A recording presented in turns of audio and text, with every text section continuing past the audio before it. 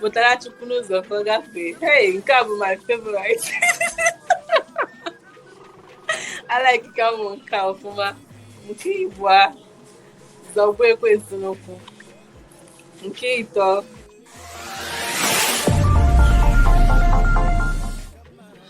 afa m bụ Okoh Amarachi Celestina. Abụ m onye ihe ọkpara dị na Nkanu East Local Government, Enugu State. Mana amụrụ m na Anambra State. Amụrụ m n'Ọba Anambra State. So onye ka m ji asụkarị Anambra mama say bye.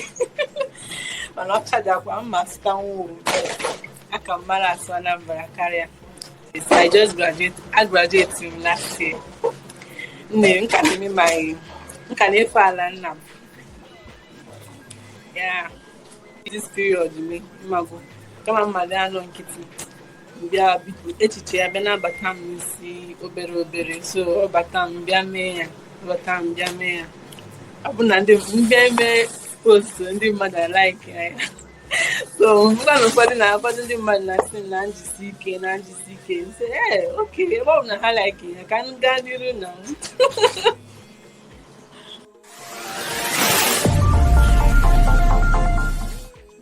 business.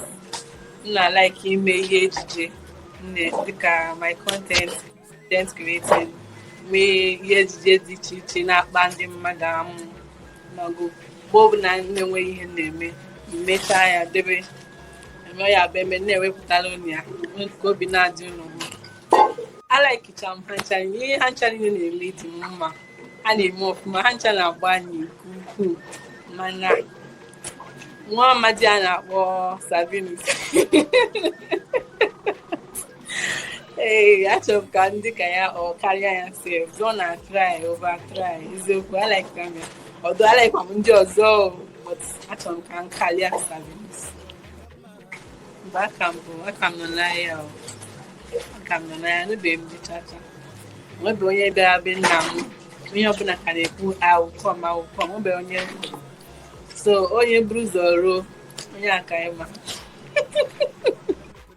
Well, as far as no onye Igbo nwee ebe m bụ n'obi iche onye Igbo anyị ebe ọbụla osi onye ọbụla Igbo obedient.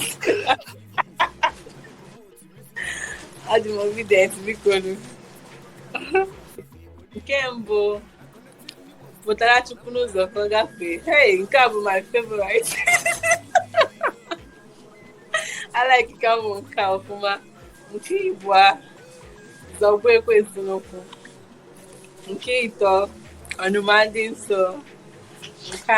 Nke anọ bịa mmụọ nsọ. Nke ise nọrọ chukwu nso.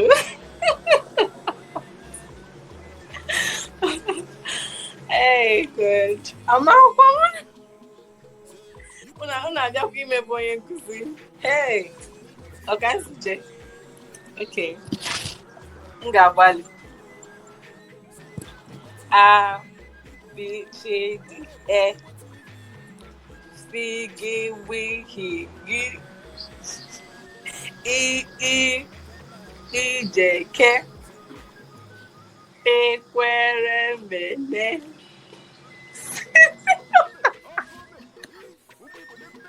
Biko ụmụ okorobịa gị ọ bụ na mgbe aka na-eje bọị ụmụ okorobịa anyị nwere ka manganwu bọị ndị ọga ha ga na-akụgbu ha n'aka because ụdị okorobịa anyị nwere kịta ada anụ ntị abụrụ ndị obedient. Onye ọbụla na-edebe aka ebe aka ya na-elulu ha dịrị ọhụụ bụ onye ọbụla chọrọ ịdị ka ibe ya ọbụla ha ga-eweta onwe ha na-agba mbọ. Onye ọbụla chọrọ ibute ike that word ha chọrọ ya sharp ka ebute ike chefuzie na ndị mpa ha ji nwayọ na-atụtụ ya wee lee onye ahara na ha nwa jos chọọ ha pụtara ya n'afọ ha bụrụgo obikobana. That is not the way. So ha eji nwayọ na-atụtụ ya nwayọ because ọchụ ngwa na-anakwanụ ngwa ka ha onye ọbụla nwekwa ifo na-eme o.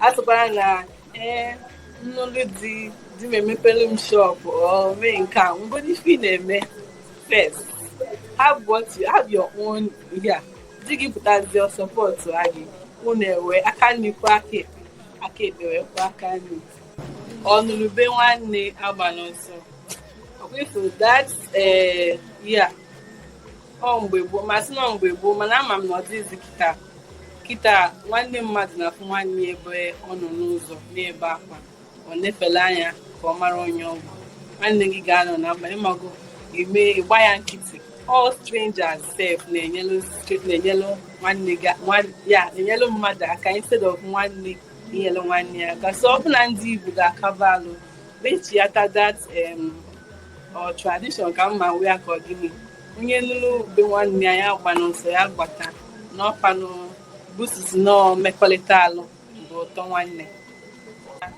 ebe ị ga-enweta m na Instagram ị ga-eji Marachi nweta m na Instagram Marachi bụ MARHCHI abịakwa na Facebook my Facebook page bụ Marachi mana ọ bụghị echi Marachi MARACHI then TikTok m bụ it's Marachi that is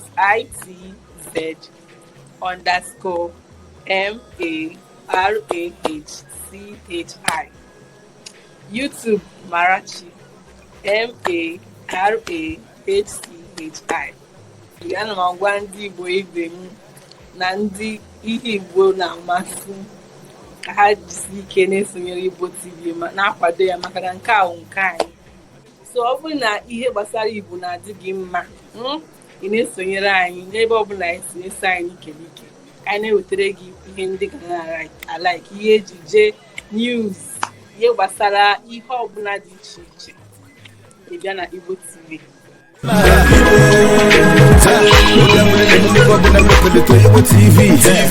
na phone body de bunga choseko na ngodo TV onude kulibo na kwa dibo kwa Igbo TV a comedy what they bring for us no kulu kwa GP Igbo nile kwa Igbo TV and they promote music comedy nyana kwa movies and promoting culture and traditions of Igbo dine and connected Igbos together number one I love Igbo TV